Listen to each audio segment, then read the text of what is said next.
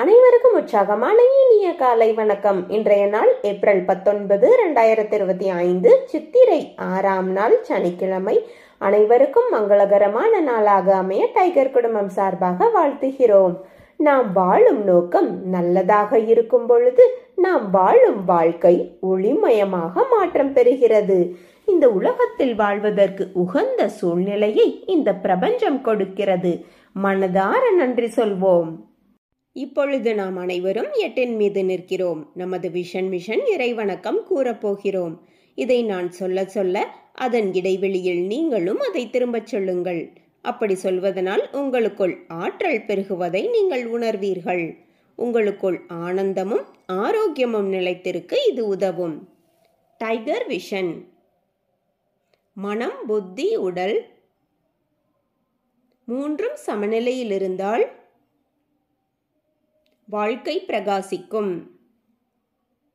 Tiger mission ஒரு தனி மனிதனின் தொடர்ச்சியான ஆரோக்கியமும் பொருளாதாரமும் இவ்வுலகை மாற்றும். டைகர் இறைவணக்கம். என் வாழ்க்கையின் நம்பிக்கையாயிருக்கும் இறைவா, நான் சேவை செய்யும் இந்த அமைப்பே நீ வாழும் இடமென எண்ணுகிறேன். நான் தினமும் செய்யும் பணியே எனது கடமை என நம்புகிறேன். எனது உடலை கண்ணும் கருத்துமாய் பாதுகாப்பதே எனது பொறுப்பு என உணர்கிறேன். நன்றி இறைவா.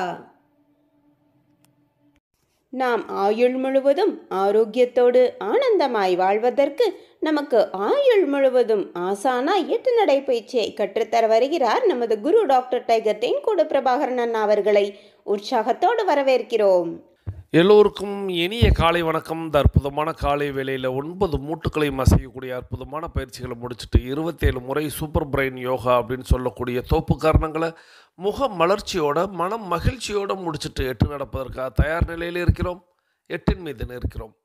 கிழக்கு மேற்காக நடப்பவர்கள் கிழக்கு திசையிலிருந்து மேற்கை நோக்கியும், தெற்கு வடக்காக நடப்பவர்கள் தெற்கு திசையிலிருந்து வடக்கை நோக்கியும் நமக்கான முதலடி எடுத்து வைத்து நடையை தொடங்கலாம். இப்பொழுது பெண்கள் அனைவரும் இடதுபுறமாகவும் ஆண்கள் அனைவரும் வலதுபுறமாகவும், பெண்கள் லெஃப்ட் சைடிலும் ஆண்கள் ரைட் சைடிலும் முதல் அடி எடுத்து வைத்து நடையை தொடங்குகிறோம். நடை இயல்பாக இருக்கிறது, நடை தளர்வாக இருக்கிறது, தோள்பட்டை தளர்வாக இருக்கிறது, கழுத்து குனியாமல் இருக்கிறது, கால்கள் ஒன்றுக்கு முன்பு ஒன்று வருவது போல் நடந்து கொண்டு இருக்கிறோம். கைகள் அதன் இசைவில் அசைந்து கொண்டு இருக்கிறது. சுவாசம் சீர்நிலையில் இருக்கிறது. எண்ணம் நேர்மறையாக இருக்கிறது. மனம் மகிழ்வுடனும் அமைதியுடனும் இருக்கிறது. ஒற்றை சிந்தனையாளர்கள் அத்தனை பேரும் ஒற்றுமையோடு ஒரே திசையை நோக்கி பயணித்துக் கொண்டிருக்கிறோம். நமது பயணம் வெற்றிகரமாக அமைய எல்லாம் வல்ல இறைவனை துணை கலைத்து கொண்டு தொடர்ந்து பயணிக்கிறோம். ஒவ்வொரு விடியலும் நமக்கு பல விஷயங்களை கற்றுத்தந்து கொண்டே இருக்கிறது. நாம் பெற்றுக்கொண்டே இருக்கிறோம். அதை வாழ்வில் பயன்படுத்தி வெற்றி கண்டு கொண்டே இருக்கிறோம். அவ்வாறாக இன்றைய விடியலும் நமக்கு பல விஷயங்களை கற்றுத்தரப் போகிறது. நாம் பெற்றுக்கொள்ளப் போகிறோம். அதை வாழ்வில் பயன்படுத்தி வெற்றி காணப் போகிறோம். ஒவ்வொரு நாளும் நமது நடையை தொடங்கும் போது நாம் பல நினைவூட்டல்களை நினைவூட்டுவது வழக்கம். அந்த வகையில் இன்றைய நினைவூட்டல்கள் நம்மளுடைய உள்ளங்கைகளை மடக்கி பார்த்தல் அப்படிங்கிற ஒரு செயலை செய்து பார்க்க வேண்டும். இப்பொழுது நாம் நடையை தொடங்கி இருக்கிறோம். உள்ளங்கைகளை மடக்கி பார்த்தால் அது இயல்பாக இருக்கும். விரலின் நகங்களின் வண்ணங்களை பார்க்க வேண்டும். அவைகளும் இயல்பாகவே இருக்கும். நடையை தொடங்கும் பொழுது சுவாசத்தை சோதித்து பார்த்திருக்க வேண்டும். நம்மளுடைய 2 நாசியிலையும் சுவாசம் வருகிறதா அப்படின்னு இப்படி நம்மளுடைய சோதனைகளை செய்து தான் நம்மளுடைய பயிற்சிகளை தொடங்க வேண்டும். தொடர்ந்து நம்மளுடைய முதல் விஷயமாக நாம் செய்ய வேண்டியது நம்மளுடைய பயிற்சிகளை, முயற்சிகளை, நிகழ்ச்சிகளை, செயல்களை எதை தொடங்குவதற்கு முன்பாக நம்மளுடைய தாயை வணங்க வேண்டும், நம்மளுடைய தந்தையை வணங்க வேண்டும், நமது குருமார்களை வணங்க வேண்டும், நமது இயற்கையை, இறைவனை, பிரபஞ்சத்தை வணங்க வேண்டும். நம்மளுடைய இஷ்ட தெய்வங்களை வணங்கி கொள்ள வேண்டும். நமது மூதாதையர்கள் முன்னோர்களை வணங்கி கொள்ள வேண்டும். இவ்வாறாக நம்மளுடைய தாய் தந்தை குருமார்கள், இயற்கை, இறைவன், பிரபஞ்சம், இஷ்ட தெய்வங்கள், மூதாதையர்கள், முன்னோர்கள் இவர்களை வழிபட்டு அவர்களிடம் அருளாசி பெற்று அவர்களை வழித்துணைக்கு அழைத்து நமது பயிற்சிகளை நாம் தொடங்கி இருக்க வேண்டும். இவ்வாறாக தொடங்கப்படக்கூடிய அத்தனை செயல்களும் வெற்றியில் நிறைவடையும் என்பதை நினைவில் கொள்ளுங்கள். அவர்கள்தான் நமக்கு ஒரு ஊன்றுகோலாக, ஒரு தூண்டுகோலாக நமக்கு என்றென்றும் இருப்பார்கள். நம்மளை சிறப்பாக வழி நடத்துவார்கள், நம்மை வெற்றி பெற செய்வார்கள். அவர்களை வழிக்கு அழைத்து கொண்டு நமது பயிற்சிகளை தொடங்கினோமானால் நிச்சயமாக ஒவ்வொரு நாளும் வெற்றியை நாம் பெறுவோம் என்பதை இந்த நேரத்தில் நினைவூட்டி, தொடர்ந்து நம்மளுடைய இலக்கு எது என்பதை நினைவில் கொண்டு பயணிக்க வேண்டும். இலக்கில்லா பயணம் துடுப்பில்லா படகில் பயணிப்பது போல அப்படின்னு நான் அடிக்கடி சொல்லுவேன். ஸோ இலக்கை நிர்ணயித்து பயணிக்க வேண்டும். இலக்கை நாம் அடைய போகிறோம், தொட போகிறோம், வெற்றி காண போகிறோம் அப்படிங்கிற அந்த எண்ணத்தோடு பயிற்சியை தொடங்கினால் இலக்கு எதுவாக வேண்டுமானாலும் இருக்கலாம். நம்மளுடைய இலக்கு அப்படிங்கிறது எது சம்பந்தப்பட்டதாக இருக்கலாம். ஆனால் இலக்கின் முடிவை மட்டும் மனதில் கொண்டு அதை நோக்கி நாம் பயணிக்கிறோம் என்பதை நினைவில் கொண்டு நமது பயணத்தை தொடங்க வேண்டும். நமக்கு அருகில் குடிநீர் இருக்கும்படியாக பார்த்து கொள்ள வேண்டும். நாம் நடக்கும் இடத்தில் காற்றோட்டம் இருக்கும்படியாக பார்த்து கொள்ள வேண்டும். போதிய வெளிச்சம் இருக்கிறதா என்பதை நினைவில் கொண்டு நமது பயிற்சிகளை நாம் தொடங்க வேண்டும். நமது எண்ணத்தை சுத்தமாகவும் நமது உள்ளத்தை மகிழ்ச்சியாகவும் உற்சாகமாகவும் வைத்து நமது பயிற்சிகளை தொடங்க வேண்டும். புதியவர்கள், பேசிக் கோர்ஸில் பயணிக்கக்கூடியவர்கள் 10:30 நிமிடத்தில் மணியோசை கேட்டதுக்கப்புறம் நடையை மாற்றி நடக்கணும்.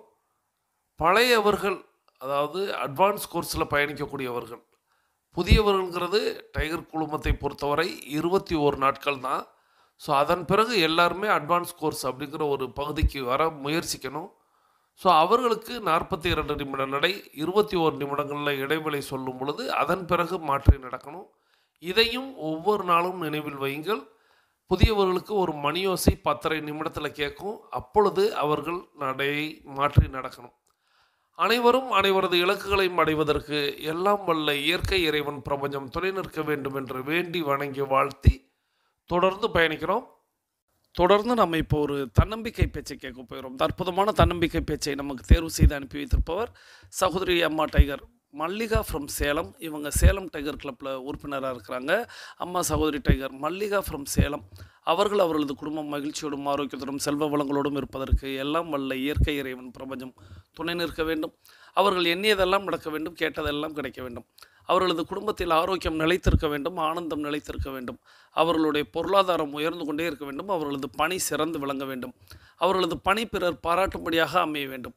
அதை எல்லாம் வல்ல இயற்கை, இறைவன், பிரபஞ்சம் அவர்களுக்கு வழங்க வேண்டும் என்று என்னுடைய வேண்டுதல்களையும் வாழ்த்துக்களையும் வைத்து நீங்களும் உங்களுடைய வாழ்த்து மலைகளை அம்மா சகோதரி tiger Mallika from Salem tiger club உறுப்பினர் அவர்களுக்கு வழங்குமாறு கேட்டு, இந்த அற்புதமான தன்னம்பிக்கை பேச்சு நம்ம பல முறை கேள்விப்பட்டிருப்போம், கேட்டிருப்போம். ஏன் நம்ம டைகர் கிளப்லேயே எனக்கு தெரிந்தே இது 2-3 முறை ஒளிபரப்பப்பட்டிருக்கும். ஆனால் ஒவ்வொரு முறையும் ஒளிபரப்பப்படும் பொழுது ஒவ்வொரு விதமான சிந்தனை எனக்கு தோன்றுகிறது. அதுபோலவே உங்களுக்கும் மாற்று சிந்தனைகள் எத்தனையோ பிறக்கும்.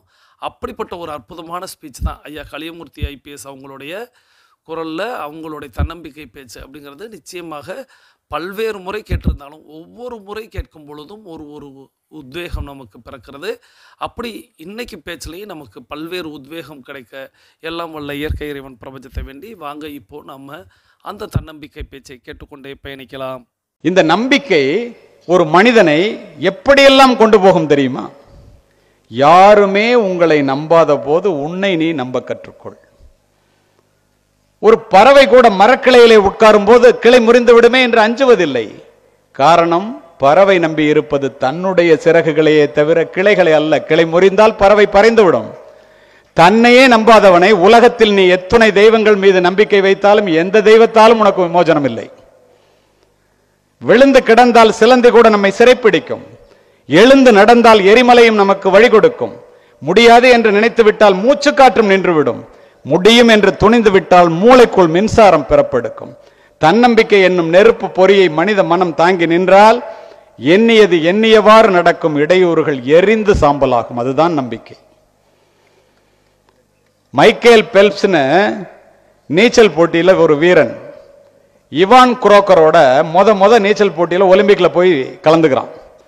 இவனை விட குறைந்த நேரத்திலே 100 மீட்டர்ஸ் ஃப்ரீ ஸ்டைல்ல இவனை அவன் ஜெயிச்சிடறான். ஓடி போய் அவன்கிட்ட, எப்படா இவ்வளவு குறைந்த நேரத்தில் நீ இப்படி நீச்சல் பண்ற அப்படின்னு அவன் கேட்டான்.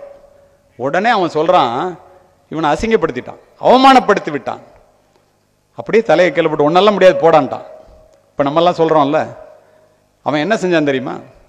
அவன் தங்க பதக்கத்தோட இருக்கிறத ஒரு போட்டோ எடுத்துட்டான், தன்னுடைய படுக்கை அறையிலே கொண்டு போய் ஒட்டி வைத்துக் கொண்டான். காலையில கண்ணு விழிச்சான்னா ராத்திரி படுக்கும்போது அவன் முகத்துல தான் முழிக்கணும். தூக்கம் வருமா அவனுக்கு?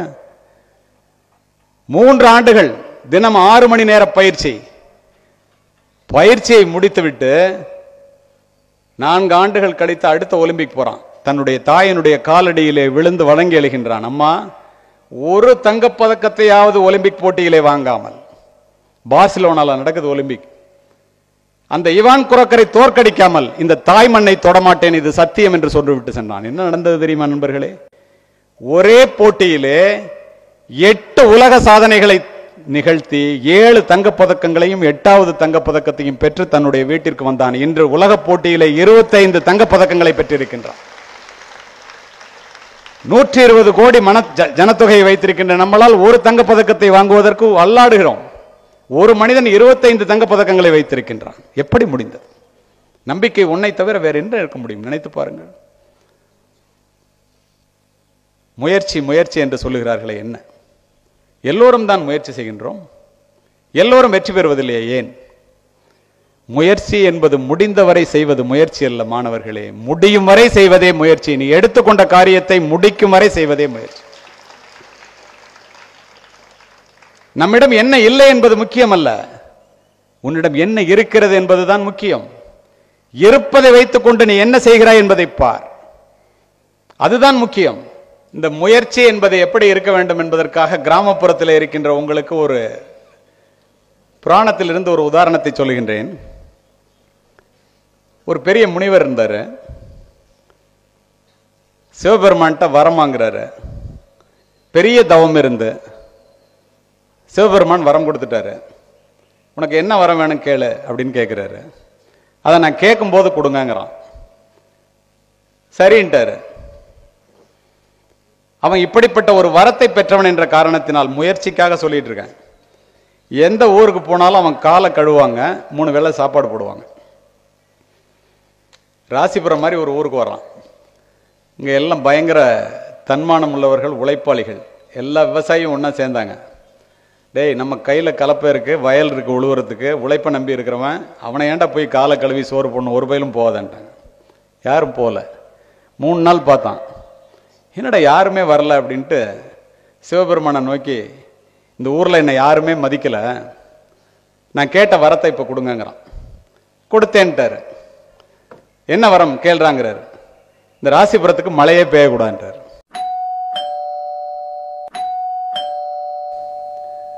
கேட்ட வரத்தை கொடுக்க வேண்டும் அல்லவா, சொன்னோன்னா கொடுத்துட்டாரு. இதுல என்ன ஒரு ஐதீகம்னா, சிவபெருமான் சங்க எடுத்து ஊதுனா சங்கு சத்தம் கேட்ட உடனே வருண பகவான் மழையாக பொழிவார் என்பது ஒரு ஐதீகம். சங்கூதனை தானே வருண பகவான் மழை பெய்யணும். சங்க எடுத்து ஓரமா வச்சுட்டார். ராசிபுரத்துக்கு மழை இல்லை. நாரதர் மேல இருந்து பார்த்தார். ஒவ்வொருத்தனா வயலுக்கு போறவன் மழை இல்லைன்னு கலப்பையை கொண்டு வந்து வீட்டில் வச்சுட்டான். ஒருத்த மட்டும் விடாம தினமும் போய் உழுதுகிட்டு இருக்கான். எல்லாரும் சொல்லி பார்க்கறான், டேய் நீ உழாதரா, மழை தான் இல்லையே, ஏன்டா வீணா போய் வெட்டியா உழுவுறேன்னு. என்னுடைய முயற்சியை நான் கைவிட மாட்டேன் போடான்ட்டான். நாரதர் மேல இருந்து பார்த்துட்டு கீழே வந்தார். நாரதர் கழகம் நன்மையில் முடியும் அல்லவா. டேய் என்னடா ஊர்ல ஒருத்தனுமே உழல, நீ மட்டும் தினம் வந்து உழுதுட்டு இருக்கியே, மழையே இல்லைன்னு தெரிஞ்சு ஏன்டா வீணா உழுவுறன்னு. அவன் சொன்னான், செஞ்ச தொழிலை விட்டவனும் கேட்டான், செய்யாத தொழிலை செஞ்சவனும் கேட்டான், என்னுடைய தொழில் உழவு தொழில், என் முயற்சியை நான் கைவிடவே மாட்டேன், நீ போயான்டான். தொடர்ந்து உழுதுகிட்டு இருக்கான். நாரதர் மேல போறார். சிவபெருமான்கிட்ட போய் கேட்கிறார், என்ன ராசிபுரத்துக்கு நீ வந்து மழை இல்லைன்னு சொல்லிட்டியா? ஆமா. ஏன்? இந்த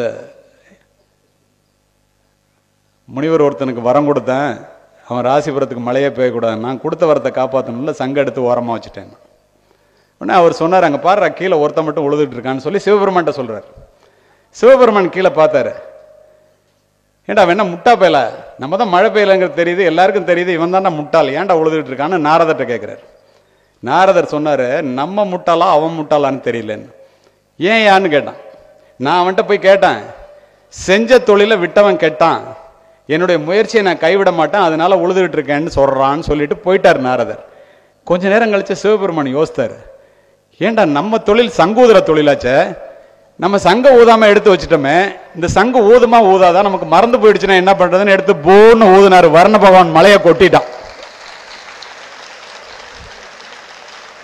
நன்றி. இந்த அற்புதமான தன்னம்பிக்கை பேச்சை நமக்கு தேர்வு செய்து அனுப்பி வைத்த அம்மா சகோதரி tiger Mallika from Salem tiger club உறுப்பினர். அவர்களது குடும்பம் மகிழ்ச்சியோடும் ஆரோக்கியத்தோடும் செல்வ வளங்களோடும் இருப்பதற்கு எல்லாம் வல்ல இயற்கை இறைவன் பிரபஞ்சம் துணை நிற்க வேண்டும் என்று வேண்டி வணங்கி வாழ்த்தி, தொடர்ந்து ஐயா கலியமூர்த்தி ஐபிஎஸ் அவங்களுடைய தன்னம்பிக்கை பேச்சு நம்ம கேட்டோம்.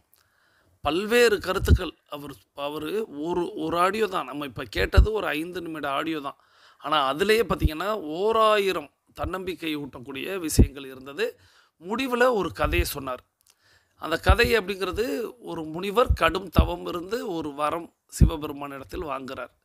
சிவபெருமான் வழங்க வர வேண்டிய நேரத்தில் எனக்கு இப்பொழுது வேண்டாம், எப்பொழுது வேண்டுமோ அப்பொழுது பெற்றுக்கொள்கிறேன் அப்படின்னு சொல்கிறார். அவர் அந்த மேடை பேச்சை ராசிபுரத்தில் பேசிக்கிட்டு இருக்கிறாரு. அதனால் ராசிபுரத்தில் அந்த கதை நடப்பதாக அந்த இடத்துல கொண்டு போகிறார். ராசிபுரத்து மக்கள், அதாவது இந்த முனிவர் எங்கெல்லாம் செல்கிறாரோ அங்கெல்லாம் அவருக்கு சிவபெருமானிடத்தில் ஒரு வரம் காத்திருக்கிறது அப்படிங்கிற ஒரு காரணத்திற்காகவே அவ்வளோ பேரும் அவருக்கு அற்புதமான பணிவிடைகள் செய்கிறாங்க.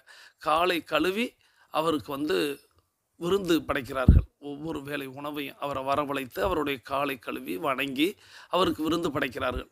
இப்படி ஒரு சூழலில் அவர் சொல்கிறாரு, ராசிபுரத்து மக்கள் முடிவெடுக்கிறாங்க, நம்ம ஏன் காலை கழுவணும், நம்ம உழைக்கிறோம், நம்ம உண்கிறோம் உறங்குறோம், நம்ம ஏன் இவருடைய காலை போய் நம்ம கழுவணும், அதனால் நம்மளுக்கு தேவையே இல்லையே, அவர் வந்தாலும் வரட்டும், வரலைனாலும் போகட்டுங்கிற மாதிரி ஒரு முடிவெடுத்து ராசிபுரத்து மக்கள் அவரை கண்டுகொள்ளாமல் இருந்து விடுகிறார்கள்.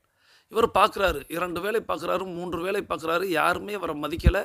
இவருக்கு உடனே கோபம் வருகிறது. உடனடியாக சிவபெருமானை அழைத்து, எனக்கு இப்பொழுது அந்த வரத்தை தாங்க, என்ன வரம் வாங்கிக்கோ அப்படின்னு சிவபெருமான் கேட்க, இந்த ராசிபுரத்தில் மழையே பொழியக்கூடாது, இவ்வளோதான் அவர் கேட்டது.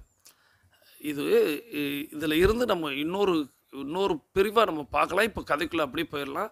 இப்போ ராசிபுரத்து மக்களுக்கு மழை இல்லாமல் போகிறது. மழை எப்பொழுது பொழியும் அப்படின்னா, சிவபெருமான் சங்கெடுத்து ஊதுனா தான் பொழியும். அப்போது சிவபெருமான் அந்த சங்கை தூக்கி வச்சிடுறாரு. ஏன்னா ராசிபுரத்தில் மழை வேண்டாம் அப்படின்னு ஒரு முடிவெடுத்துறாங்க.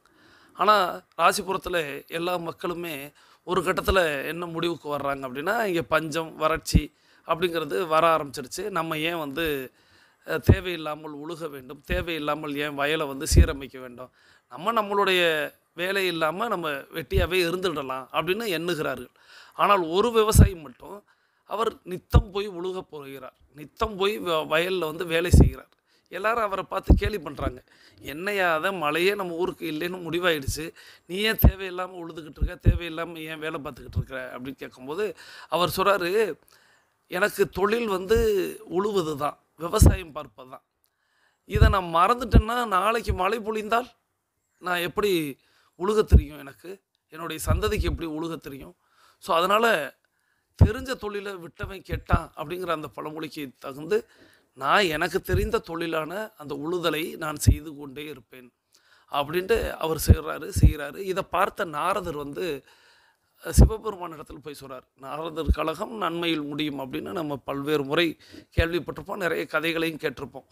அவர் போய் சிவபெருமான் இடத்துல சொல்கிறாரு, அங்கே பாருங்களேன், ராசிபுரத்தில் ஒரே ஒரு விவசாயி மட்டும் நித்தம் உழுது கொண்டு இருக்கிறார், நீங்கள் மழையே பொழியாதுன்னு நீங்கள் நினச்சிக்கிட்டு இருக்கீங்க, ஆனால் அவர் உழுதுகிட்டு இருக்கார். அவர் இடத்துல போய் ஏன்னு கேட்டால், எனக்கு தெரிந்த விஷயம் அது, அதை நான் தொடர்ந்து செய்யணும், தொடர்ந்து செய்யலை அப்படின்னா நான் மறந்துடுவேன், மறந்துட்டேன்னா அது எனக்கு தெரியாமலே போயிடும்.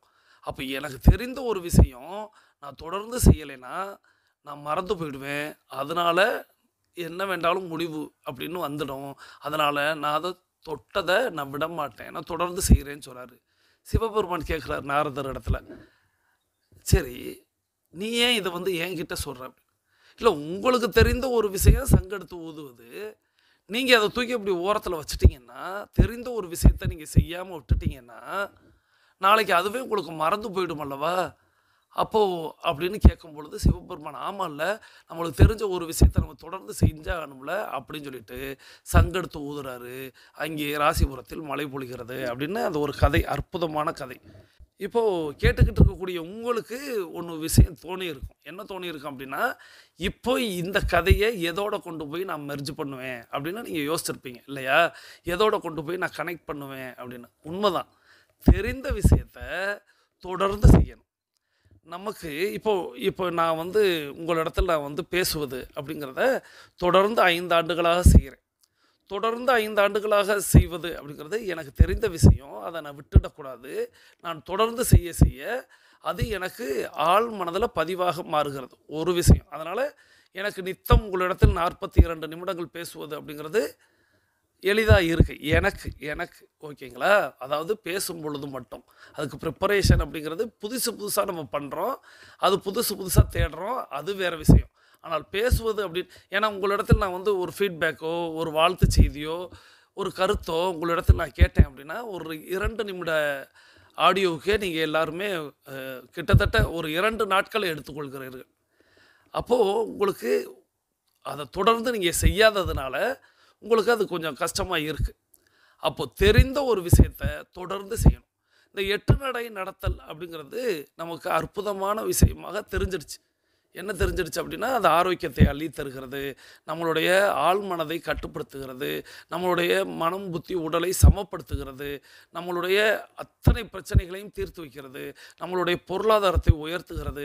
இந்த அத்தனை விஷயமும் நம்மளுக்கு தெரிஞ்சிருச்சு. தெரிஞ்ச ஒரு விஷயத்த நம்ம தொடர்ந்து செய்யணுமா இல்லையா? நாம் நம்மளுடைய இலக்கை நோக்கி பயணிக்கிறது தொடர்ந்து செய்யணுமா இல்லையா? நம்மளுடைய தினசரி நடவடிக்கை அறிக்கையை நித்தம் நம்ம சமர்ப்பிக்கணுமா இல்லையா? தினம் ஒரு கனி திட்டத்தில் இணைந்து நம்ம நித்தம் ஒரு கனி சாப்பிடணுமா இல்லையா? அப்போ தொடர்ந்து ஒரு விஷயத்தை செய்தோமானால் அது நம்மளுடைய வாழ்நாளில் மிகப்பெரிய மாற்றத்தை தரும், ஆரோக்கியத்தை தரும், பொருளாதாரத்தை தரும், ஆனந்தத்தை தரும். அதை நாமளும் மற்ற விவசாயிகள் போல சிவபெருமான் போல மறந்துட்டு உட்கார்ந்துட்டோம் அப்படின்னா அது நம்மளுக்கு காலத்துக்கும் இல்லாமல் போயிடும். அப்போது சிவனே ஆனாலும் இறைவனே ஆனாலும் ஒரு விஷயத்தை தொடர்ந்து செய்யணும். தொடர்ந்து செய்தால்தான் அந்த தெரிந்த விஷயத்தில் இருந்து இன்னும் பற்பல விஷயங்களை தெரிந்து கொள்ள முடியும். அதனால் நல்ல பலன்களை அடைந்து கொள்ள முடியும் அப்படிங்கிறத இந்த கதையின் வாயிலாக நான் பெற்றுக்கொண்டேன். இப்போ நீங்கள் பெற்றுக்கொண்டீர்களா இல்லையா அப்படிங்கிறத நீங்கள் தான் ஒத்துக்கொள்ள வேண்டும். ஏன்னா எனக்கு அந்த கதையை கேட்கும்போது ஆமாம்ல, தெரிஞ்ச ஒரு விஷயத்த தொடர்ந்து செய்யணும்ல, எனக்கு தான் தெரியுமேன்னு நம்ம ஓரமாக உட்காந்துடக்கூடாது. நம்ம தொடர்ந்து செய்யணும். தொடர்ந்து செய்ய தான் மெருகேறும். எனக்கு சைக்கிள் ஓட்ட தெரியும் சிறு பிள்ளையில் அப்படின்னா நான் தொடர்ந்து சைக்கிள் ஓட்டணும். அதை விடுத்து நான் என்னைக்காவது ஓட்டிக்கொள்கிறேன் அப்படின்னு விட்டுட்டா சைக்கிள் ஓட்ட தெரியும், ஆனால் அதில் திறமையாக ஓட்ட தெரியுமான்னா தெரியாது. நம்மளை ஒரு டிராஃபிக்கில் விட்டு சைக்கிள் ஓட்டுங்கன்னு சொன்னால் சின்ன பிள்ளையில் ஓட்டினவங்களுக்கு இப்போ ஓட்டுறதுக்கு கடினமாக இருக்கும். அதே நேரத்தில் தொடர்ந்து நீங்கள் ஒரு கார் ஓட்டுநராகட்டும், ஒரு விளையாட்டு வீரராகட்டும், தொடர்ந்து செய்யக்கூடியவங்களுக்கு எந்த ஒரு இடத்துலையும் அவங்க இலகுவாக அதை கடந்து போயிடுவாங்க. இதை நம்ம இந்த கதையின் வாயிலாக எடுத்துக்கொண்டோம். இந்த அற்புதமான கதையை நமக்கு தேர்வு செய்த, இந்த அற்புதமான தன்னம்பிக்கை பேச்சை நமக்கு தேர்வு செய்து அனுப்பி வைத்த அம்மா சகோதரி tiger Mallika from Salem tiger club உறுப்பினர் அவர்களுக்கு நமது நன்றிகளை சொல்லி அவரது குடும்பம் மகிழ்ச்சியோடும் ஆரோக்கியத்தோடும் செல்வ வளங்களோடும் இருப்பதற்கு எல்லாம் வல்ல இயற்கை இறைவன் பிரபஞ்சத்தை வேண்டி நம்மளுடைய 21 நிமிட நடையை நிறைவு கொண்டு வருகிறோம். வாருங்கள் அனைவரும் தொடங்கிய திசைக்கு வந்து விடுகிறோம். கிழக்கு மேற்காக தொடங்கியவர்கள் கிழக்கு திசையிலும் தெற்கு வடக்காக தொடங்கியவர்கள் தெற்கு திசைக்கு வந்து விடுகிறோம். நமது உள்ளங்கைகளை மடக்கி பறிக்கிறோம். இறுக்கமாக இருக்கிறது. விரலின் நாங்களின் வண்ணங்களை பறிக்கிறோம். சிவப்பொன்னத்தில் மாறி இருக்கிறது. சுவாசத்தை சோதித்து பார்க்கிறோம். 2வது நாசியிலும் சுவாசமாக இருக்கக்கூடிய இந்த வேளையில் நாம் அனைவரும் நமக்கு அருகில் இருக்கக்கூடிய குடிநீரை எடுத்து நிறுத்தி நிதானித்து ரசித்து ருசித்து பருகிக்கொள்கிறோம். தண்ணீர் பருகுதல் என்பது ஒரு கலை என்பதை நாம் அறிவோம். தண்ணீர் பருகும் பொழுது நமது கவனத்தை நீரில் வைப்போம், நீரின் தன்மையில் வைப்போம், நீரின் சுவையில் வைப்போம். நீரை நிதானமாக பருகுவோம். நீரின் சுவையை அறிந்து உணர்ந்து அது உள்ளிறங்குவதை கவனித்து நம் நீர் பருகுதலை நாம் தொடர்ந்து செய்வோம். இப்போது நமக்கு அருகில் இருக்கக்கூடிய மொபைல் ஃபோனை கையில் எடுத்துக்கிட்டு கருத்து பதிவிட போயிடும். முதல் கருத்தாக நம்மளுடைய கேள்வி தான். அது என்ன அப்படின்னா, தினசரி நடவடிக்கை அறிக்கையை சமர்ப்பித்து விட்டீர்களா? இது நான் உங்களை பார்த்து கேள்வி கேட்குறேன், நீங்கள் எனக்கு பதில் அளிக்கிறீங்க. நீங்கள் சமர்ப்பிச்சிட்டீங்க, அதை என்ன மனநிலையில் சமர்ப்பிச்சிங்க, அதை இன்னைக்கு கூடுதலாக எத்தனை மணிக்கு சமர்ப்பித்தீர்கள் அப்படின்னு கூடுதலாக எழுதி கொள்ளுங்கள். உங்களுடைய தினசரி நடவடிக்கை அறிக்கையை நீங்கள் சமர்ப்பிச்சிட்டிங்களா? அதை எந்த மனநிலையில் நீங்கள் சமர்ப்பிச்சிங்க, அதை எத்தனை மணிக்கு சமர்ப்பிச்சிங்க, இதுதான் இன்றைக்கி முதல் கேள்வி. இரண்டாவது கேள்வியாக இப்போ நம்ம கலியமூர்த்தி ஐபிஎஸ் ஐயாவுடைய நிறைய தன்னம்பிக்கை பேச்சு கேட்டோம். நிறைய விஷயங்கள் சொன்னார். நான் அதில் உள்ள கதையை மட்டும் உங்களிடத்தில் இப்போ பகிர்ந்தேன். நீங்கள் இப்போ எனக்கு உங்களுக்கு அதில் ரொம்ப பிடிச்ச வரி, உங்களுக்கு ரொம்ப பிடிச்ச வாசகம் எது? நிறைய இருக்கும் பிடிச்சது. அதில் உங்களுக்கு எது இப்போ மனசில் நிற்குதோ அதை எழுதுங்க. உங்களுக்கு ரொம்ப இப்போ அவர் சொன்னார், நிறைய சொன்னார், வரிசையாக சொன்னார். நான் இப்போ அதில் ஒன்றை நினைவுனா கூட உங்களுக்கு அதுவே மைண்டில் நின்றுக்கிறோம். இல்லை, நீங்கள் உங்களுடைய ஆழ் மனதில் கேளுங்க, எது உங்களுடைய ஆழ் மனதில் பதிவாகிருக்குன்னு. அதில் நீங்கள் ஒரு முறை அதை எழுதுங்க. ஒருவேளை ஞாபகத்திலே இல்லை அப்படின்னா ஒன்றும் இல்லை, அப்படியே கொஞ்சம் நேரம் ரீவைண்ட் பண்ணி போனீங்கன்னா ஒரு 8-10 நிமிஷத்துக்கு முன்னாடி அவர் பேசின ஆடியோ இருக்கும். அதை நீங்கள் மறுபடியும் கேட்டுட்டு அதில் உங்களுக்கு ரொம்ப பிடிச்ச வாசகம், வரி எது என்ன அப்படிங்கிறத எழுதுங்க. அதுதான் இரண்டாவதாக நீங்கள் பதிலளிக்கக்கூடியது. மூன்றாவதாக நம்மளுடைய வெற்றி ஸ்லோகன் எழுத வேண்டிய நேரம். நலத்துடன் வாழ்க, வளத்துடன் வாழ்க. நலத்துடன் வாழ்க, வளத்துடன் வாழ்கன்னு ஒரு முறை எழுதி 2 முறை வாசித்து நீங்கள் அதை போஸ்ட் பண்ணுங்கள். உங்களுக்கு நல்ல விஷயங்கள் இன்றே நடந்தேறும் அப்படிங்கிறத இந்த நேரத்தில் ஆசீர்வாதங்களாக வழங்கி, இப்போது பேசிக் கோர்ஸில் இருக்கக்கூடிய சகோதர சகோதரிகள் அஃபர்மேஷன் விசுவலைசேஷன் செய்துட்டு மீத இருக்கக்கூடிய ஆடியோ கேட்குவாங்க. அட்வான்ஸ் கோர்ஸில் இருக்கக்கூடிய 42 நிமிட நடைக்காரர்களுக்கான அடுத்த சுற்று தொடங்குகிறது. இப்பொழுது ஆண்கள் அனைவரும் இடதுபுறமாகவும் பெண்கள் அனைவரும் வலதுபுறமாகவும், ஆண்கள் லெஃப்ட் சைடிலும் பெண்கள் ரைட் சைடிலும் முதலடி எடுத்து வைத்து நடையை தொடங்குகிறோம். நடை இயல்பாக இருக்கிறது, நடை தளர்வாக இருக்கிறது, தோள்பட்டை தளர்வாக இருக்கிறது, கழுத்து குனியாமல் இருக்கிறது, கால்கள் ஒன்றுக்கு முன்பு ஒன்று வருவது போல் நடந்து கொண்டு இருக்கிறோம். கைகள் அதன் இசைவில் அசைந்து கொண்டு இருக்கிறது. சுவாசம் சீர்நிலையில் இருக்கிறது. எண்ணம் நேர்மறையாக இருக்கிறது. மனம் மகிழ்வுடனும் அமைதியுடனும் இருக்கிறது. ஒற்றை சிந்தனையாளர்கள் அத்தனை பேரும் ஒற்றுமையோடு ஒரே திசையை நோக்கி பயணித்துக் கொண்டு இருக்கிறோம். நமது பயணம் வெற்றிகரமாக அமைய எல்லாம் வல்ல இறைவனை துணை கலைத்து கொண்டு தொடர்ந்து பயணிக்கிறோம். தொடர்ந்து நேற்றைக்கு ஒரு சகோதரி என்னிடத்துல வாட்ஸ்அப்பில் ஒரு விஷயத்தை கேட்டிருந்தாங்க. என்ன கேட்டிருந்தாங்க அப்படின்னா, நான் கடந்த 2 நாட்களுக்கு முன்பாக ஒரு கேள்வி கேட்டிருந்தேன். தெய்வீக கனி அப்படின்னா வாழைப்பழம், இன்னொன்று என்ன அப்படிங்கிறது நான் சொல்வேன் அப்படிங்கிறத கேட்டிருந்தேன். அதே போல் அதற்கான விடையாக நேற்றைக்கு நான் சொன்னேன், வாழைப்பழமும் தேங்காயையும் நான் தெய்வீக கனி அப்படின்னு சொல்லுவேன். அப்போது அவங்க என்ன சொல்லியிருந்தாங்க அப்படின்னா, நான் அதை எலுமிச்சையை தான் எண்ணிக்கொண்டிருந்தேன், நீங்கள் என்ன தேங்காயின்னு சொல்லிட்டீங்க அப்படிங்கிற ஒரு கேள்வியை கேட்டிருந்தாங்க. ஸோ நிச்சயமாக நேற்றைக்கே அதை பேசுவதற்கு நமக்கு நேரம் இல்லை. அதனால் நான் இன்றைக்கி பேசலாம்னு நினச்சிருந்தேன். ஆனால் கேள்வியாகவே நேற்றைக்கு வந்துவிட்டது. ஸோ இப்போது அந்த சகோதரிக்கு, அந்த கேள்வியை கேட்ட அந்த சகோதரிக்கு என்னுடைய நன்றியை சொல்லி, நம்மளுடைய தெய்வீக கனி அப்படின்னா வாழைப்பழம்னு சொல்கிறோம், தேங்காயின்னு சொல்கிறோம், எலுமிச்சைன்னு சொல்கிறோம், நெல்லிக்கனின்னு சொல்கிறோம்னு பல்வேறு பதில்கள் வந்துச்சு. ஆனால் நான் குறிப்பிடுவது வாழைப்பழமும் தேன்கனி அப்படின்னு சொல்லக்கூடிய தேங்காயும் நம்ம சொல்கிறோம். ஏன் இதை சொல்கிறோம் அப்படின்னு கேட்டால், எல்லா பழங்களும், எல்லா கனிகளையும், எல்லா பழங்களையும், எல்லா விலங்கினங்களும், எல்லா பறவை இனமும், மனித இனமும் உண்ண முடியும். எல்லாவற்றையுமே எதுவாக இருந்தாலும் உண்ண முடியும். இப்போ தேங்காய் அப்படின்னா, தேங்காயை நிச்சயமாக இப்போ நம்ம சொல்லுவோம், இப்போ வாழைப்பழம் எல்லா மிருகங்களும் சாப்பிட்டுணும். குரங்கு அழகாக அதை பிச்சு அழகாக சாப்பிடும், பறவைகள் கொத்தி தின்னும், ஓகே, அது முடிஞ்சிருச்சு. அதே போல் தேங்காயை எப்படி மற்ற மிருகங்கள் சாப்பிட முடியும்னா, நீங்கள் சும்மா யூடியூப்பில் தேடினாலும் சரி, இல்லை நேஷனல் ஜியோகிராஃபிக் மாதிரியான சேனல்களில் பார்த்தாலும் சரி, தேங்காயை நல்ல உயரத்திற்கு எடுத்து சென்று குரங்கினங்கள் அழகாக மேலேருந்து கீழே போடுது. இல்லைன்னா தேங்காயை கீழே வச்சு மேலேருந்து கல்லை உருட்டி விடுது. ஸோ அந்த தேங்காய் உடைக்கப்படுகிறது. உடைச்சி அதில் உள்ள பருப்பை அது மனிதன் பற்களால் எப்படி வறண்டி சாப்பிடுவானோ அது போல் சாப்பிடுகிறது. இதை நீங்கள் கோவில் குளங்கள்லாம் பார்த்துருப்பீங்க. தேங்காய் மூடியை குரங்கு எடுத்துகிட்டு போயிடும், எடுத்து கடித்து சாப்பிடும். யானை இனங்கள் தேங்காயை அழகாக பறித்து அதை காலில் போட்டு நச்சு உள்ள பருப்பை எடுத்து சாப்பிடுவதையும் நீங்கள் பார்த்துருக்க முடியும். அப்போது எல்லா காய்கனிகளையும், எல்லா பறவை இனங்களும், எல்லா விலங்கினங்களும், எல்லா மனிதர்களும் உண்ண முடியும். அப்போது எல்லா கனிகளும், எல்லா பழங்களும் உண்டு முடித்து அதனுடைய விதையை கீழே போட்டால் முளைக்கும் இல்லையா?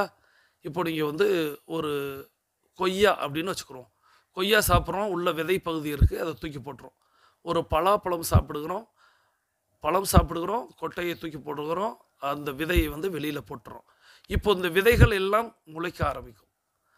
இப்போது என்ன சொல்கிறாங்க நம்மளுடைய மூதாதையர்கள் முன்னோர்கள் என்ன சொல்கிறாங்க அப்படின்னா, எச்சில் வைத்து, அதாவது மனிதனோ மிருகமோ எச்சில் வைத்து சுவைத்து விட்டு ஒரு மாம்பழம் சாப்பிடுகிறோம், அதை சுவைத்துட்டு அதோடைய விதையை கொட்டையை நம்ம கீழே போடும் பொழுது அது முளைக்க ஆரம்பிக்கிறது. அது எச்சிலிலிருந்து முளைத்தது. அப்போது ஒரு மரம் அதனுடைய விதை அது எச்சிலிலிருந்து வந்தது. அப்போது அந்த எச்சில் பழத்தை, அதில் முளைக்கக்கூடிய அத்தனை பழமும் எச்சில் பழங்கள். அந்த எச்சில் பழத்தை நம்ம இறைவனுக்கு படைக்கக்கூடாதுன்னு நம்மளுடைய மூதாதையர்கள் எண்ணியிருக்காங்க. எதை படைக்கணும்னு எண்ணி பார்க்கும்போது, யோசித்து பார்க்கும் பொழுது, அப்போ எச்சில் இல்லாத, எச்சிப்படாத, பிறருடைய வாய்ப்படாத ஒரு விதையின் வாயிலாகவோ அல்லது வேறு வகையிலையோ முளைத்திருக்க வேண்டும். அப்படின்னா வாழைக்கனியை நம்ம எல்லாருக்குமே தெரியும், விதையிலிருந்து அதை முளைப்பது விட அது தாறு விட்டு இன்னொரு கண்டிலிருந்து அது முளைத்து கொண்டே வரும். அதில் உருவாகக்கூடிய பழங்கள் எத்தனையோ பழங்கள் இருக்கும் ஒரு தாரிலேயே. அப்போது அதிலிருந்து இறைவனுக்கு படைக்க முடியும். அப்போ அது எச்சில் இல்லா கனி அப்படின்னு வாழையை முடிவெடுத்து அதை தெய்வீக கனி பட்டியலில் வச்சிடுறாங்க. அதே போல் தேன்கனி அப்படின்னு சொல்லக்கூடிய தேங்காயும் உடைச்சிட்டோம் அப்படின்னா அதை முளைக்க வைக்க முடியாது. அப்போது அது முழுமையாகவே வைத்தால் மட்டும்தான் அது முளைக்கும். அப்போ அதுவும் எந்த பறவையினத்திலிருந்தோ அல்லது மிருகங்களிடத்திலிருந்தோ அல்லது மனிதனிடத்திலிருந்தோ எச்சில் படாமல் தொடாமல் அது வளர்த்து எடுக்கப்பட்டது. அதிலிருந்து வந்த கனியை தெய்வத்திற்கு படைக்கலாம் அப்படின்னு நம்ம மூதாதையர்கள் எண்ணி அதை இரண்டையும் தெய்வீக கனி அப்படின்னு சொன்னாங்க.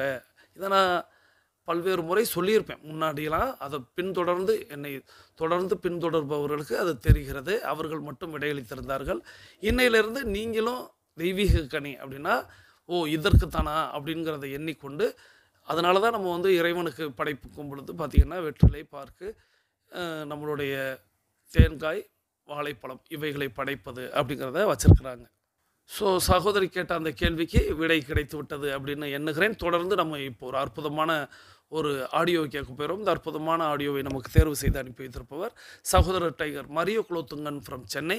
இவங்க நார்த் ஜோன் டைகர் கிளப்போடைய வைஸ் கேப்டனாக இருக்கிறாங்க. சகோதரர் Mario Kulothungan from Chennai, North Zone Tiger Club vice captain. அவர்களது குடும்பம் மகிழ்ச்சியோடும் ஆரோக்கியத்தோடும் செல்வ வளங்களோடும் இருப்பதற்கு எல்லாம் வல்ல இயற்கை இறைவன் பிரபஞ்சம் துணை நிற்க வேண்டும். அவர்கள் எண்ணியதெல்லாம் நடக்க வேண்டும், கேட்டதெல்லாம் கிடைக்க வேண்டும். அவர்களது குடும்பத்தில் ஆரோக்கியம் நிலைத்திருக்க வேண்டும், ஆனந்தம் நிலைத்திருக்க வேண்டும். அவர்களுடைய பொருளாதாரம் உயர்ந்து கொண்டே இருக்க வேண்டும். அவர்களது பணி சிறந்து விளங்க வேண்டும். அவர்களது பணி பிறர் பாராட்டும்படியாக அமைய வேண்டும். அதை எல்லாம் வல்ல இயற்கை இறைவன் பிரபஞ்சம் அவர்களுக்கு வழங்க வேண்டும் என்று என்னுடைய வேண்டுதல்களையும் வாழ்த்துக்களையும் வைத்து இப்பொழுது வாருங்கள் சகோதரர் மரியோ குலோத்துங்கன் அனுப்பி வைத்த அந்த அற்புதமான ஆடியோவை கேட்டுக்கொண்டே பயணிக்கலாம். ஹே காய்ஸ், நம்ம எல்லாருக்குமே ஒரு ஆசை இருக்கும். நிறைய பணம் சம்பாதிக்கணும், பணக்காரனாகணும், இத்தனை வயசுக்குள்ள செட்டில் ஆயிடணும், ஃபினான்ஷியல் ஃப்ரீடத்தோட இருக்கணும். இந்த ஆசை எல்லாருக்குமே காமனா இருக்கக்கூடிய ஒண்ணு. இதை சில பேர் அச்சீவ் பண்ணிருப்பாங்க, சில பேர் அவங்க கோலோட பாத்துல போயிட்டு இருப்பாங்க, பல பேர் எங்க இருந்து ஸ்டார்ட் பண்றதுன்னு தெரியாம இருப்பாங்க. அப்படி வழி தெரியாம இருக்கவங்களுக்கான வீடியோ தான் இது. இந்த வீடியோல நீங்க எங்க இருந்து ஸ்டார்ட் பண்ணணும், அதை எப்படி கேரி ஃபார்வர்ட் பண்ணணும்னு டீடைல்டா பார்க்க போறோம். வாங்க. எங்க இருந்து ஸ்டார்ட் பண்ணணும்? From inside you. எஸ், உங்களுக்குள்ள இருந்துதான் நீங்க ஸ்டார்ட் பண்ணணும். உங்களோட மிகப்பெரிய பலம் உங்க பிரெயின், மிகப்பெரிய ஆயுதம் உங்க நாக்கு. இத ரெண்டையும் சரியா கையாண்டீங்கன்னா நீங்க தான் ராஜா. சோ உங்க பிரெயினை நீங்க சரியா ப்ரோக்ராம் பண்றது மூலமா நீங்க ரிச் ஆகலாம். ப்ரோக்ராம்னு சொன்னதும் இது ரொம்ப காம்ப்ளிகேட்டடா இருக்குமோ, கோடிங் எல்லாம் தெரியாது அப்படின்னு நினைக்காதீங்க. இது ஈஸி தான். சிம்பிளா சொல்லணும்னா, உங்க லேப்டாப் இல்ல டெஸ்க்டாப்ல நீங்க தேவையில்லாத ஃபைல்ஸை நிறைய வச்சிருந்தீங்கன்னா உங்க சிஸ்டம் பெர்ஃபார்மன்ஸ் ஸ்லோவா இருக்கும். சோ நீங்க என்ன பண்ணுவீங்க? ஒரு நாள் உட்கார்ந்து தேவையில்லாத ஃபைல்ஸை தேடி டிலீட் பண்ணுவீங்க. பின்லயும் ஃபைல்ஸ் இருக்கும், அதையும் பெர்மனண்டா டிலீட் பண்ணுவீங்க. ஏன்னா அப்பதான் சிஸ்டம், லேப்டாப் ஸ்மூதா ரன் ஆகும். அந்த மாதிரி தான் உங்க பிரெயினும். நீங்க தேவையில்லாத பல விஷயங்களை உங்க பிரெயின்ல லோட் பண்ணி வச்சிருப்பீங்க. அதை ஃபர்ஸ்ட் கிளியர் பண்ணணும். அப்பதான் நீங்க ஸ்மூதா உங்க கோலை அச்சீவ் பண்ண முடியும். So number 1, mind set shifts. உங்க மனநிலைய ஃபர்ஸ்ட் மாத்தணும். நீங்க உங்களை பத்தி என்ன நினைக்கிறீங்க அப்படிங்கறது ரொம்ப ரொம்ப முக்கியம். நீங்க உங்களை பத்தின ஒப்பீனியனை ஃபர்ஸ்ட் பாசிட்டிவா மாத்தணும். நான் அன்லக்கி, நான் வேஸ்ட், என்னால முடியாது, நான் அவ்வளோதான், நான் ஒரு தற்கூரி, இப்படியெல்லாம் உங்களை பத்தி நீங்க யோசிச்சுட்டு இருக்க தாட்ஸை ஃபர்ஸ்ட் மாத்துங்க. உங்க மேல நீங்க நம்பிக்கை வைங்க. லைக், நான் டிசர்வான பர்சன், இதனால பண்ண முடியும், நான் தான் லக்கியஸ்ட் பர்சன், நான் சரியா தான் இருக்கேன், என்னோட டெசிஷன் சரியா தான் இருக்கும். இப்படி உங்களை பத்தின பாசிட்டிவ் தாட்ஸை வளர்த்துக்கோங்க. உங்களோட செல்ஃப் வேல்யூ பத்தின உங்க எண்ணங்களை ஸ்ட்ராங் ஆக்குங்க. உங்க கான்பிடன்ஸை இன்னும் ஸ்ட்ராங்கா டெவலப் பண்ணுங்க. உங்ககிட்ட இருக்க குறைகள் மேல அதிகமா ஃபோக்கஸ் பண்ணாம உங்களோட பாசிட்டிவ் அண்ட் குட் திங்ஸ் மேல அதிகம் ஃபோக்கஸ் பண்ணுங்க. லைக் உங்ககிட்ட கார் இல்லைங்கிறத குறையா பாக்குறத விட்டுட்டு உங்ககிட்ட பைக் இருக்கும், அது லெஸ் மெயின்டெனன்ஸ், டிராபிக்ல கொஞ்சம் இடம் இருந்தாலும் புகுந்து சல்லுன்னு போயிடலாம். இந்த மாதிரி உங்ககிட்ட என்ன இருக்கோ அதோட யூசஸ நினைச்சு மனநிறைவோட இருங்க. உங்க கோலை கிளியரா செட் பண்ணுங்க. லைக் சின்ன பிள்ளையா இருக்கப்போ நீ என்னவா ஆக போறன்னு கேட்டா டாக்டர் ஆக போறன்னு சொல்லியிருப்போம். அதுவே 12th முடிக்கிறப்ப என்ஜினியர்னு சொல்லியிருப்போம். அதுவே காலேஜ் முடிச்ச அப்புறம் ஏதாச்சும் வேலை கிடைச்சா போதும்னு இருப்போம். இந்த மாதிரி உங்க கோலை மாத்திக்கிட்டே இருக்காம உண்மையாவே உங்களுக்கு என்ன வேணும், என்ன கிடைச்சா நீங்க அச்சீவ் பண்ணிட்டேன்னு ஃபீல் பண்ணுவீங்க. உங்க கோலை நீங்க செட் பண்றதுலதான் அது இருக்கு. அது என்னவா வேணாலும் இருக்கலாம். நீங்க ஒரு பிசினஸ் ஸ்டார்ட் பண்ணணும்னு இருக்கலாம், அது உங்க கோலா இருக்கலாம். வீடு கட்டணும்னு நினைக்கிறது உங்க கோலா இருக்கலாம். லக்ஸுரி கார் பைக் வாங்குறது உங்க கோலா இருக்கலாம். இல்லனா நீங்க வேலை பார்க்குற கம்பெனியோட CEO ஆகணும் அப்படின்னு நினைக்கிறதும் உங்க கோலா இருக்கலாம். இப்படி நீங்க எதை அடையணும்னு நினைக்கிறீங்க, அதுல நீங்க எந்த அளவு தெளிவா ஸ்ட்ராங்கா கான்பிடென்டா இருக்கீங்கன்னு பாருங்க. ஃபார் எக்ஸாம்பிள், உங்களுக்கு ஒரு வீடு கட்டணும் அப்படிங்கறது தான் கோலா இருந்தா அந்த ட்ரீம் ஹவுஸை எந்த வருஷத்துல, எந்த ஸ்கொயர் ஃபீட்ல, எத்தனை ரூமு, எத்தனை பாத்ரூமு, கிச்சனு, எங்க இருக்கணும், என்ன மாதிரி இன்ஃப்ராஸ்ட்ரக்சர்ல இருக்கணும், என்ன மாதிரி இன்டீரியர் டிசைன்ல இருக்கணும், இப்படி மொத்த டீடைல்ஸும் பக்காவா இருக்கணும். இந்த மாதிரி உங்க கோல் என்னவா இருந்தாலும் அதுல கிளியர் வியூ இருக்கணும். அடுத்து number 2, neuro linguistic programming, NLP techniques. இந்த டெக்னிக் என்ன சொல்லுதுன்னா, நம்ம சப்கான்ஷியஸ் மைண்ட் ஒரு லேண்ட் மாதிரி. அதுல நீங்க என்ன போடுறீங்களோ அதுதான் விளையும். எக்ஸாம்பிளுக்கு நீங்க உங்களை பத்தி நெகட்டிவாவே நினைச்சிட்டு இருந்தீங்கன்னா அப்ப அதுதான் மேலோங்கி இருக்கும். அதுவே நீங்க பாசிட்டிவ் தாட்ஸோட இருந்தீங்கன்னா உங்க மைண்டும் ஹாப்பினஸை ஸ்ப்ரெட் பண்ணும். சப்கான்ஷியஸ் மைண்டை நீங்க ஈஸியா ஏமாத்த முடியும். சின்ன சின்ன ட்ரிக்ஸ் மூலமா நீங்க அதை ரீப்ரோகிராம் பண்ண முடியும். நீங்க உங்க கோல் அடைஞ்ச மாதிரி இமேஜினேஷன் பண்ணணும். அது உண்மையா நடந்தா எந்த அளவு உங்களுக்கு ஹாப்பினஸ் இருக்குமோ அந்த அளவு உணரணும். எக்ஸாம்பிளுக்கு, நீங்க ஒரு லக்ஸுரி கார் வாங்குறது உங்க கோலா இருந்துச்சுன்னா நீங்க ஆசைப்பட்ட கலர்ல, டிசைன்ல, மாடல்ல உள்ள காரு இப்போ உங்க வீட்டு வாசல்ல நிக்குது. நீங்க அளவில்லாத சந்தோஷத்துல நிறைஞ்சிருக்கீங்க, மனசு நிறைஞ்சிருக்கு. இப்படி அந்த உண்மையான சந்தோஷத்தை ஃபீல் பண்ணணும். ஒரு நாள் மட்டும் ஃபீல் பண்ணிட்டு விடுறதில்ல, டெய்லி அதே மனநிலையில இருக்கணும். உங்க கோலை அடைஞ்சிட்டு தான் உறுதிப்படுத்திக்கிட்டே இருங்க. உங்க சப்கான்ஷியஸ் மைண்டை டெய்லி நீங்க ரீப்ரோகிராம் பண்ணிக்கிட்டே இருக்கணும். இல்லனா உங்க subconscious mind again default mode, அதாவது பல வருஷமா ஒரே விஷயத்த திரும்ப திரும்ப பண்ணி அதை பழக்கி வச்சிருப்பீங்க, அந்த மோடுக்கே அது போயிடும். அதனால நீங்க டெய்லி அதை ரீப்ரோகிராம் பண்றது அவசியமா இருக்கு. நீங்க பண்றது சும்மா நங்கூரம் போட்டா போல நச்சுன்னு சப்கான்ஷியஸ் மைண்ட்ல பதியணும். உங்க கோலை நீங்க அச்சீவ் பண்ணிட்டீங்க, அதுக்கான பாசிட்டிவ் தாட்ஸை வெளிப்படுத்துங்க. உங்க எமோஷன்ஸும் அதுக்கு ரிலேட்டடா தான் இருக்கணும். நாட் ஒன்லி யுவர் எமோஷன்ஸ், உங்க பிஹேவியரும் அதுக்கு ரிலேட்டடா தான் இருக்கணும். எக்ஸாம்பிளுக்கு, நீங்க பண்ற ஒரு பிசினஸ்ல ப்ராஃபிட் 1 கோடி வரணும் அப்படிங்கறது உங்க கோலா இருந்தா அந்த 1 கோடி ப்ராஃபிட் வந்தா எந்த அளவு சந்தோஷத்தை ஆக்ஷன் மூலம் வெளிப்படுத்துவீங்களோ அதே அளவுக்கு இப்ப நீங்க ப்ராஃபிட் பார்த்த மாதிரி ரியாக்ட் பண்ணணும், ரீஃப்ரேம் பண்ணணும். அதாவது உங்க கோல் அண்ட் மணியை பத்தின உங்களோட பெர்ஸ்பெக்டிவ்னு ஒன்னு இருக்கும்ல, அதை இன்னும் பாசிட்டிவாவும் எம்பவரிங்காவும் நினைக்கணும். அடுத்து நம்பர் 3, பிஹேவியரல் சேஞ்சஸ். உங்களை நீங்களே செல்ஃப் இம்ப்ரூவ்மெண்ட் பண்ணிக்கோங்க. உங்க லைஃபை உங்களை விட யாரும் பெஸ்டா வாழ்ந்துடவே முடியாது. சோ உங்களை மத்தவங்களோட கம்பேர் பண்ணாம உங்களை நீங்களே செல்ஃப் இவாலுவேஷன் பண்ணுங்க. நேத்தைக்கு விட இன்னைக்கு நீங்க பெட்டரா இருக்கீங்களான்னு பாருங்க. கற்றது கையளவு, கல்லாதது உலகளவு. சோ நீங்க லைஃப் லாங் புது புது விஷயத்த கத்துக்க தயங்காதீங்க. அதை என்னைக்குமே போதும்னு ஸ்டாப் பண்ணாதீங்க. இந்த வேர்ல்டு டெய்லி அப்டேட் ஆயிட்டே இருக்கு. சோ நீங்களும் உங்களை அப்டேட் பண்ணிக்கிட்டே இருங்க. நமக்கு கோல் அச்சீவ் பண்றதுக்கு நம்ம மைண்ட் செட் எந்த அளவு முக்கியமோ அந்த அளவு உங்க சரௌண்டிங்ஸும் முக்கியம். சோ உங்க வெற்றிக்கு உண்மையா சந்தோஷப்படுறவங்களை உங்களை சுத்தி வச்சுக்கோங்க. அவங்க உங்களை என்னைக்குமே டிமோட்டிவேட் பண்ண மாட்டாங்க, உங்களுக்கு பாசிட்டிவான வைபை தருவாங்க. அவங்க உங்களை சப்போர்ட் பண்ணிக்கிட்டே இருப்பாங்க. அந்த மாதிரி ஆட்கள் உங்க சரௌண்டிங்ஸ்ல இருக்க மாதிரி உங்க சர்க்கிள் எப்பவுமே டீக்ளட்டர் பண்ணுங்க. கிராட்டிடியூட் உங்க கோலை அச்சீவ் பண்றதுக்கு ஹெல்ப் பண்ணுது. உங்ககிட்ட இருக்க நல்ல விஷயத்துக்கு உங்க கிராட்டிடியூட வெளிப்படுத்துங்க, அதாவது உங்க நன்றி உணர்வை வெளிப்படுத்துங்க. அது உங்களை ஹாப்பியா வச்சுக்கும். உங்க லைஃப்ல இருக்க பாசிட்டிவ் விஷயங்களுக்கு அதிகம் கவனம் செலுத்துங்க. இதனால நீங்க நெகட்டிவ் தாட்ஸுக்குள்ள போகவே மாட்டீங்க. சின்ன விஷயமா இருந்தாலும் நீங்க நோட்டீஸ் பண்ணுவீங்க. உங்க ஃபோக்கஸும் இன்க்ரீஸ் ஆகும். உங்க கம்ஃபர்ட் ஜோனை விட்டு வெளியே வாங்க. நீங்க உண்மையா விரும்பி இதுக்கான ஸ்டெப் எடுத்தா மட்டும்தான் உங்களால வெளியே வர முடியும். எனக்கு இந்த ஒர்க் ஈஸியா இருக்கு, இந்த கம்பெனி எனக்கு கம்ஃபர்டபுளா இருக்கு, இப்படி சொல்லிட்டு அங்கேயே ஸ்டே பண்ணீங்கன்னா உங்களால உங்க கோலை அச்சீவ் பண்ணவே முடியாது. முதன்முறை குட்டையில தேங்கின தண்ணி அப்போதைக்கு நல்லா இருக்கும், போக போக பாசி பிடிச்சு நிறைய பாக்டீரியாஸை வளர்த்து வச்சிருக்கும். அது போல இந்த கம்ஃபர்ட் ஜோன் ஸ்டார்டிங்ல நல்லா தெரிஞ்சிருக்கும், பட் அதுதான் உங்க வளர்ச்சிக்கு பெரிய முட்டுக்கட்டையா இருக்கும்.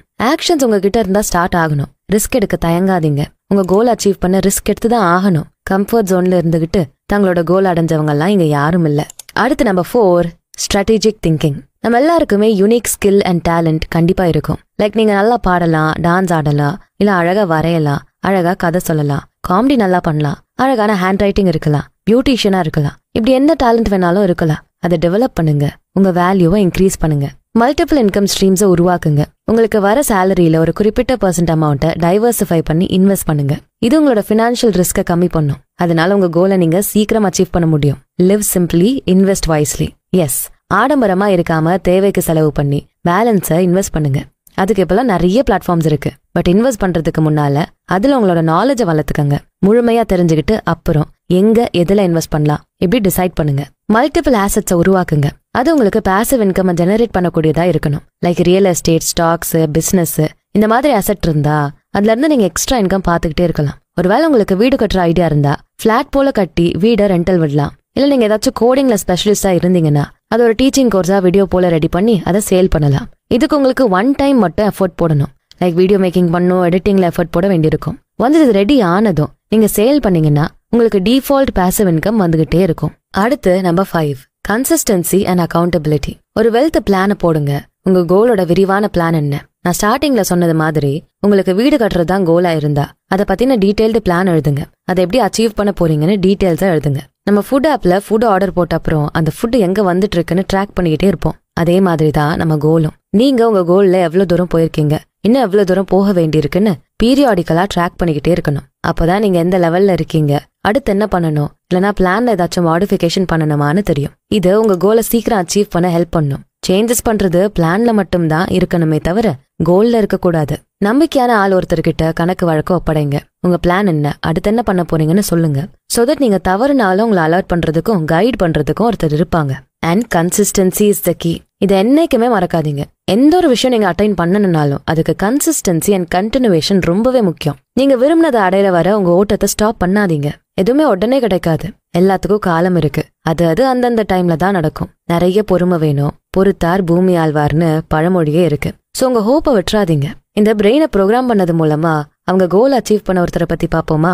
ஜிம் கேரி பத்தி நீங்க கேள்விப்பட்டிருப்பீங்க. இவர் ஒரு ஹாலிவுட் ஆக்டர் அண்ட் கமீடியன். இவர் இந்த அஃபர்மேஷன் அண்ட் விஷுவலைசேஷன் டெக்னிக்ஸை யூஸ் பண்ணி தன்னோட கோலை அச்சீவே பண்ணிருக்காரு.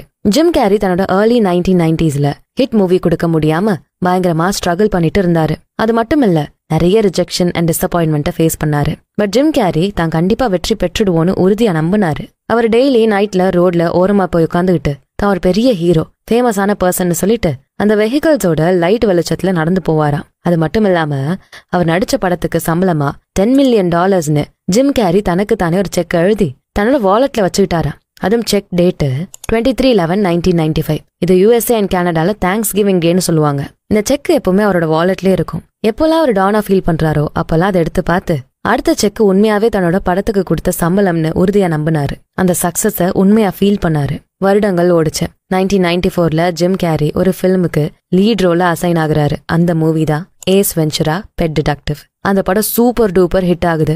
அடுத்தடுத்த படங்கள்ல ஜிம் கேரி சைன் பண்றாரு. லைக் த மாஸ்க் மூவி, டம் அண்ட் டம்பர், இந்த மூவிஸ்ல எல்லாம் சைன் பண்ணி நடிச்சிட்டு இருந்தாரு.